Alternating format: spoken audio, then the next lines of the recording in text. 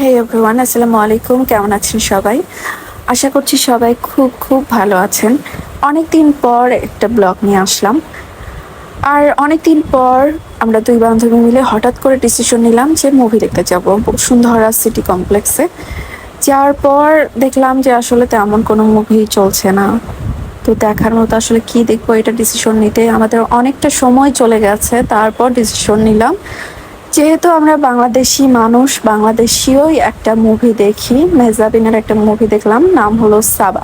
প্রথমত আমি দেখতে চেয়েছিলাম একটা হরর মুভি, কিন্তু আমার বান্ধবী অনেক বেশি ভয় পাচ্ছিল। আপনারা একটা ব্লগ দেখেছিলেন, আমরা একটা ভূতের বাড়িতে ঢুকেছিলাম, ওই ব্লগটায় ও অনেক বেশি ভয় পেয়েছিল। এই জন্য চিন্তা করে আমি ভাবলাম ঠিক আছে, ও যেটা বলে সেটাই দেখি। দেন আমরা সাবাই দেখলাম। আর সাবা দেখার আগে যে পরিমাণ এক্সপেকটেশন ছিল মেহজাবিনের কাছে, কারণ উনি বাংলাদেশের একজন বিখ্যাত অ্যাক্ট্রেসদের মধ্যে একজন, কিন্তু মুভিটা দেখার পরে আমি খুব হতাশ হয়েছি, কারণ আমার কাছে একদমই ভালো লাগেনি।